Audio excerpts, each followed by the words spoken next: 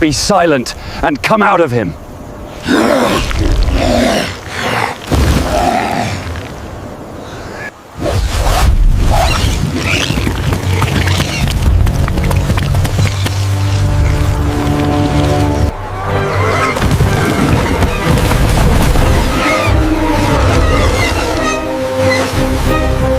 Run! Run for your lives! The demons! They drowned the pigs! The pigs! They are all drowned! What have you done to our livelihood? You must leave! We don't want you here!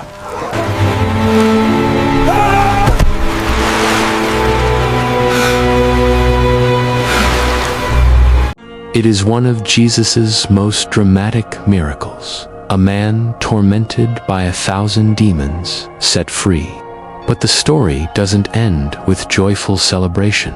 It ends with an entire town begging their savior to leave. The real reason why uncovers a terrifying truth about what we truly value. The story, found in the Gospels of Mark, Matthew, and Luke, takes us across the Sea of Galilee to the region of the Gerasenes, a Gentile territory steeped in pagan culture. This is the first critical clue, a spiritual battleground far from the heart of Jewish law. As Jesus steps onto the shore, he is not met by a hopeful crowd. He is confronted by a man who is the very definition of hopeless. This man lived among the tombs, a place of the dead. His humanity completely buried under a supernatural siege. The scriptures paint a terrifying picture. A man of inhuman strength who would break any chain and shatter any shackle. He was a constant source of terror, wandering the hills day and night, screaming and cutting himself with stones, trapped in a relentless cycle of self-destruction. The local community had tried and failed to contain him. He was an outcast, a problem they could not solve. When this man sees Jesus, the demons inside him immediately recognize the divine authority before them. They fall at his feet, shrieking in fear. Jesus then asks a critical question, a question that unmasks the true scale of the problem. What is your name? The reply is one of the most chilling lines in the Bible. My name is Legion, for we are many. This wasn't a single demon. It was an entire army occupying one soul. What happens next is not a simple command, but a negotiation that reveals the demon's terror of the abyss, the place of ultimate judgment. They plead with Jesus, begging him not to send them out of the country or into the void. This moment reveals a cosmic hierarchy. Even this legion of powerful spirits is utterly powerless before the Son of God, and they know it. They see a large herd of pigs feeding on a nearby hillside, and in a moment of desperate bargaining, they make their request. Send us among the pigs, allow us to enter them. For a Jewish audience, the choice of pigs is deeply significant. They are the ultimate symbol of the unclean, forbidden by Mosaic law. The demons, spirits of impurity, were choosing to inhabit the most ritually impure animals imaginable. Jesus gives them permission, and in an instant, the entire legion of demons rushes from the man into the herd of about 2,000 pigs. The result is immediate and catastrophic. The herd, now possessed, stampedes down the steep bank, plunging into the sea, where they are all drowned. This wasn't a quiet deliverance. It was a massive, violent, and very public spectacle of spiritual warfare, a visible demonstration of a legion of evil being utterly destroyed. The men who tended the pigs fled. They went into the town and the surrounding country, reporting everything they had seen, including what had happened to the demon-possessed man.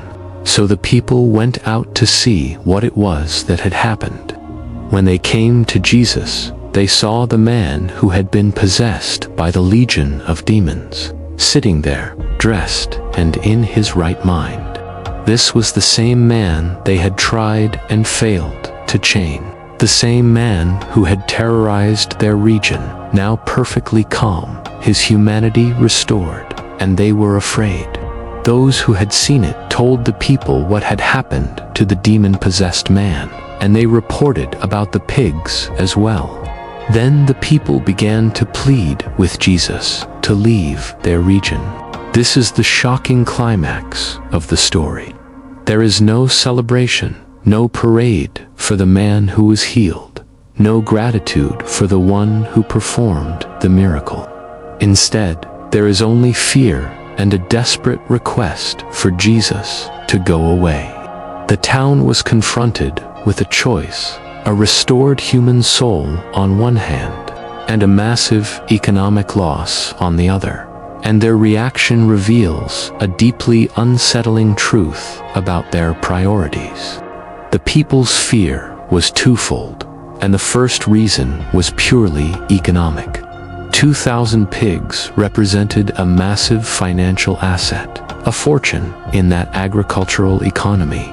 For them, the equation was brutally simple: the life of one tormented outcast on one side, and the foundation of their region's wealth on the other. Jesus had just demonstrated a power that, in their eyes, was economically devastating. They looked at the healed man, then looked at the empty hillside and the churning water, and they made a terrifying calculation.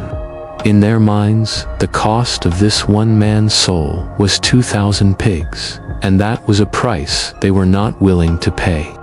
They saw Jesus not as a liberator, but as a threat to their prosperity, a disruptive force that could bankrupt them in an instant. They would rather live with a chained madman among the tombs than risk losing another herd. They chose their possessions over a person, their financial security over a divine visitation. But their fear ran deeper than just money. It was a spiritual fear of the unknown. The power Jesus wielded was absolute, a power that a legion of demons obeyed without question. This was a level of authority that was completely outside their understanding and control. The demoniac, as terrifying as he was a familiar problem, a manageable chaos. Jesus, however, represented an uncontrollable good, a divine power that could turn their world upside down. People are often more comfortable with a devil they know than a God they don't. His presence exposed the darkness they had learned to live with, and it brought a light so bright that it was terrifying. They did not want this level of divine intervention in their lives. They did not want this kind of unpredictable, world-altering power in their region. It was safer, easier, to ask the source of that power to simply go away, to leave them to their familiar, predictable lives, even if those lives included a man screaming in a graveyard. The most profound irony of the story is the contrast between the town's reaction and the healed man's reaction. As Jesus was getting into the boat to leave, the very man who had been freed from 1,000 demons came and begged to go with him. He had lost everything, but he had gained his soul, and he knew that the only thing that mattered was to be with the one who had saved him. But Jesus refused. Instead, he gave the man a new purpose, a divine commission. He told him, "Go home to your own people and tell them how much the Lord has done for you and how he has had mercy on you." The town that rejected Jesus would now have to listen to the testimony of the very man they had cast out. He became the first missionary to the Gerasene. The one they had deemed worthless became their only bridge to the gospel, a living, walking miracle they could not ignore. This story serves as a terrifying mirror, forcing us to ask what pigs we are protecting in our own lives. What comforts, what financial assets, what stable routines are we so afraid of losing that we would ask Jesus to stay away? The people of the Gerasenes were not evil, they were simply practical. They were afraid. They made a choice based on what they could see and what they could lose, not on the eternal value of a human soul. The terrifying truth of this miracle is not the power of the demons, but the very human choice to reject salvation because it came with a cost. Their fear of losing what they had cost them, the presence of God Himself. Does this story challenge what you truly value? Leave your thoughts in the comments below. If this video revealed a deeper truth, support our research by hitting that like button and be sure to subscribe to the Forbidden Scrolls for more hidden stories. Peace.